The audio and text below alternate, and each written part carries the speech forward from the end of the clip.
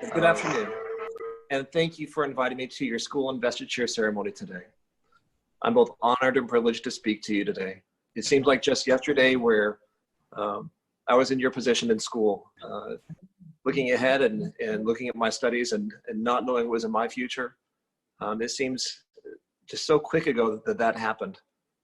It's interesting to be here with you today and listen to your own ceremonies and watch you go through this. So thank you. Now, to the incoming student leaders, your investiture marks a milestone in your life, both in your learning journey in the Indian Community School, as well as Kuwait, and your personal development as future leaders in the country and in your life. The school sees real potential in you. Your investiture as student leaders is a testament to the confidence that the school has in your leadership capabilities. Now, with this vote of confidence from the school, the question is then, how do you exercise leadership in your respective fields?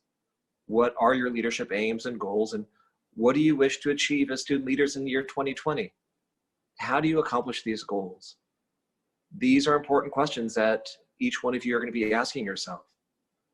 I'd like to start by noting that you are a unique and rising generation that will shape the future of the entire world. I know this. I have 6 children myself.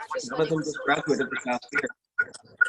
And as I watch my children and your generation, the world has become a global society that you are now not only part of, but you will play a crucial role in your leadership duties. Your efforts will affect your school over the next year and years to come. More importantly, your efforts will shape you and who you are to become throughout your life. The question today is, how will you establish your leadership role in your school, your community, your family, and your life?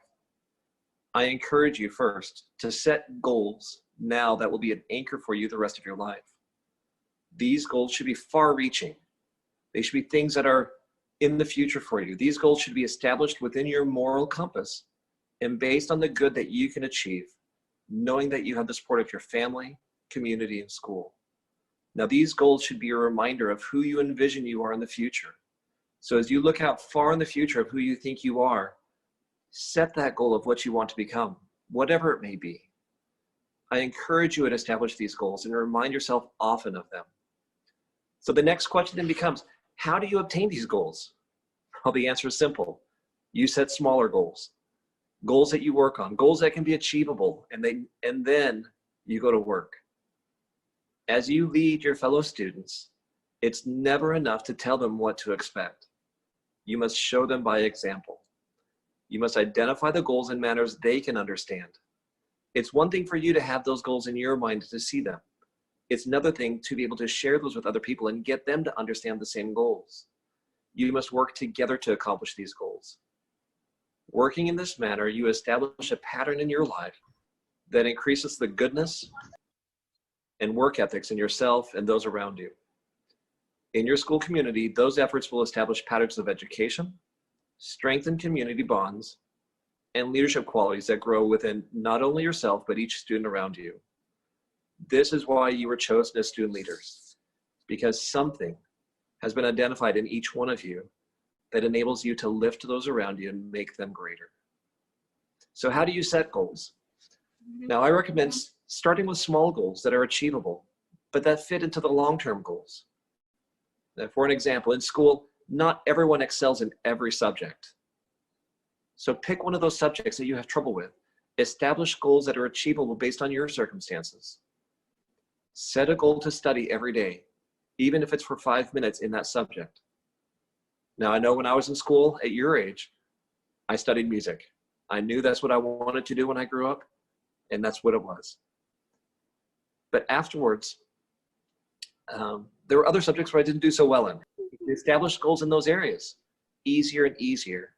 As you achieve those small goals become easy, and then you can set larger goals. In no time at all, what seemed hard to begin with becomes easy, as you've learned to love something new, and you've learned to appreciate something that you had no appreciation for before. Now finally, as leaders, you're being asked to lift up those around you. Lead them to greater things in your life. Being chosen as leaders identifies that you have the qualities and traits necessary to encourage and help those around you. Your selection as leaders does not put you above or better than your peers, but rather provides you the opportunities to improve those around you while you work together. Now, I have lived my life with the understanding that as a person loses himself in the service of your fellow beings, you find peace and strength internal to yourself. You become stronger in your moral compass and become better in whatever field of study or occupation you choose. This greatness you achieve is not yours alone. It is built on from those around you and only continues to increase if you continue to serve those and work with those you associate with. Now, this reminds me of my own personal journey as a leader.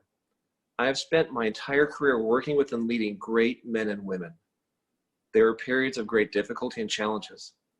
The only thing that allowed me to succeed during those times was having a vision of the future on where I wanted to be. This vision was shared with those I led, and together we accomplished greatness in the eyes of the world. It is easy to lead when there are few challenges, but a great leader leads when the challenges seem insurmountable.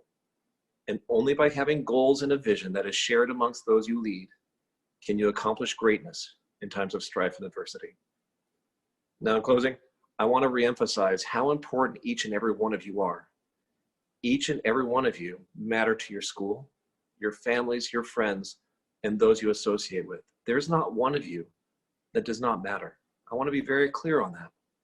You have a potential unique within you. And I know that, and I see that in your generation, no matter where we are or where we come from or what circumstances we find ourselves in. Each one of you is unique in your own ways. As you prepare for the next year, establish goals. Establish long-term goals that become your anchor in your life. Establish short-term goals that enable you to manage daily activities and increase in knowledge. And serve those you lead. Share that vision with them and serve them. Build greatness throughout your community, and you will be individually stronger because of it. Now, here I find your school's vision very apt. Draw strength from your school's adage, in it amor in altiore, be the best. In closing, I'd like to thank the school once again for inviting me to your student leadership investiture ceremony.